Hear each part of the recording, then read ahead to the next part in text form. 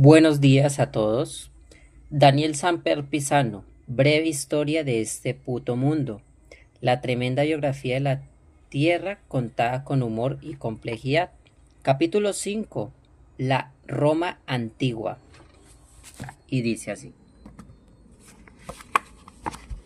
Muchos siglos antes de que arribaran a Roma, las hordas de turistas y otras hordas habían llegado los estrucos.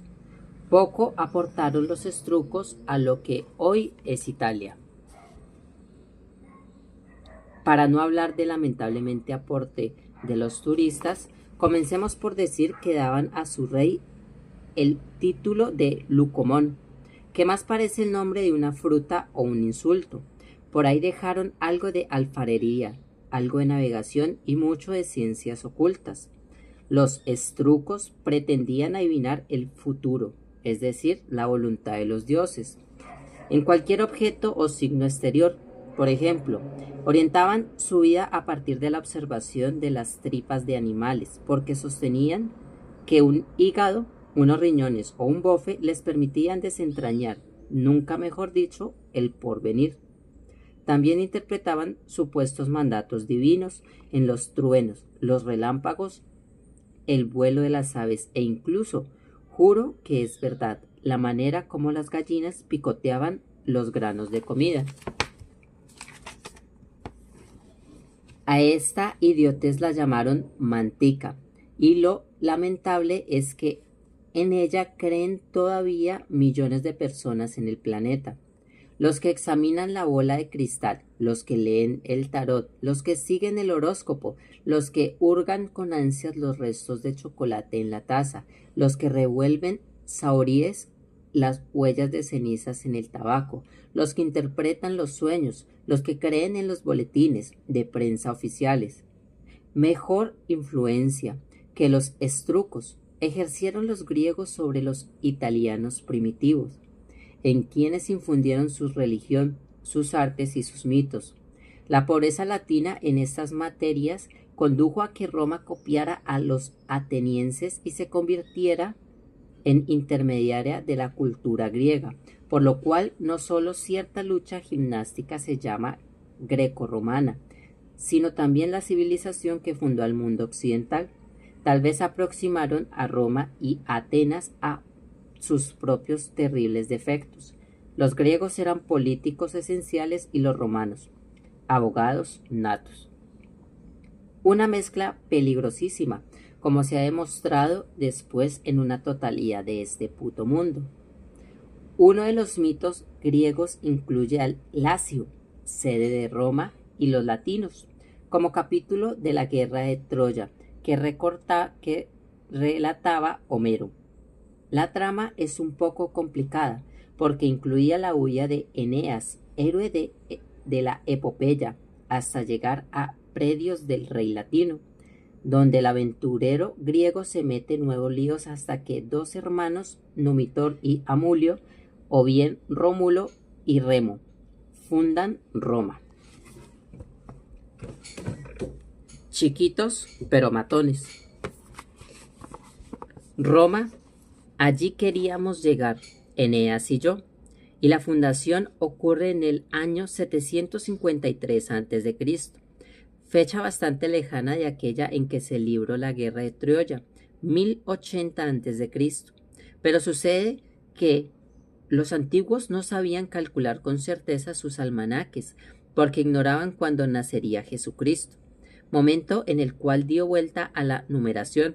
Tampoco pudieron descifrar si Cristo nacía en el año 0 o en el año 1, y cada vez que hay cambio de siglo, los columnistas se dividen en tres: los que celebran la fecha en el 99, los que la festejan en el 00 y los que festejan durante 24 meses seguidos. Volveré sobre este tema, que me inquieta mucho. Abrevio. De las dos parejas de hermanos, los dioses reconocieron como fundador a Rómulo y Remo y ungieron rey al primero. Surge así el milenio dorado, durante el cual Roma se convirtió en el principal imperio occidental. Conquistó primero la península itálica y luego todo el continente, el latín en los colegios, inventó el derecho romano, se peleó con los africanos y los incitó a avanzar sobre Europa, encarmados en elefantes, por lo cual avanzar era un verbo que se conjugaba a 2 kilómetros por hora. Aplastó a los macedonios, forzó al rey Pirro, epirense, a una victoria que lo arruinó. Ocupó Egipto, Palestina y Siria, liquidó lo que quedaba de Grecia, venció a los galos, dominó en España a las tribus que la habitaban y se apoderó a la fuerza de todas las islas grandes que se le atravesaron en el Mediterráneo, hasta establecer en firme el éxito comercial de las películas de romanos y trasladar el trono a Constantinopla en el año 357 después de Cristo, como veremos más adelante. Desde ese momento se impuso el cristianismo en el imperio, surgieron las discusiones bizantínicas y empezó la famosa decadencia y caída de Roma, hasta convertirse en el punto de mira de las invasiones bárbaras, que la arrasaron en el siglo V. Regresemos a los bárbaros en el capítulo 7. Ellos también solían volver. Lo interesante es que mientras Grecia desplegaba su sabiduría como un pavo real, Roma no era nada, apenas una ciudad pobretona, y los latinos, sus habitantes, ni eran poderosos ni parecían interesados en invadir a nadie. De hecho, vivían apenas en 6.000 kilómetros cuadrados, la mitad de la extensión de las Islas Malvinas. Por eso el historiador alemán Alfred Heuss se pregunta cómo pudo ser que un pueblo de tan menguada importancia llegó a convertirse en uno de los imperios más extendidos y potentes de la historia. La respuesta es muy sencilla y la voy a dar a Heuss y a los lectores de este libro. La explicación es que Roma era como Pancho López, chiquita pero matona. La prueba es que los militares romanos no se abstenían de conquistar ningún territorio que divisaran sus ojos. Lo hacían gracias a disciplinadas legiones de soldados que usaban minifalda y derrochaban habilidad y valor. Mientras tanto, en la capital, sus reyes cesares y emperadores cometían toda suerte de locuras, envenenaban a sus parientes, incendiaban ciudades, según se dice calumniosamente de Neurón, o nombraban cónsul a su caballo, como Calígula. Dicho sea de paso, el caballo Incitatus, que era una pura sangre español, resultó mucho mejor cónsul que Calígula, emperador. Según la ley del registro ciudadano de la República y más tarde el Imperio Romano, había que tachar un enorme número de inútiles, degenerados, idiotas pervertidos y pirómanos. Al final, solo quedaba a salvo unos pocos individuos, en realidad 2, Julio César, 100 a.C. al 44 a.C., y Constantino I, 272 al 337. Si uno se fija bien, los jefazos romanos tenían determinados nombres, pero los conocían por otros. Calígula en realidad se llamaba Cayo Julio César Augusto Germánico. En cuanto a Augusto, cuando niño no era más que Cayo Julio.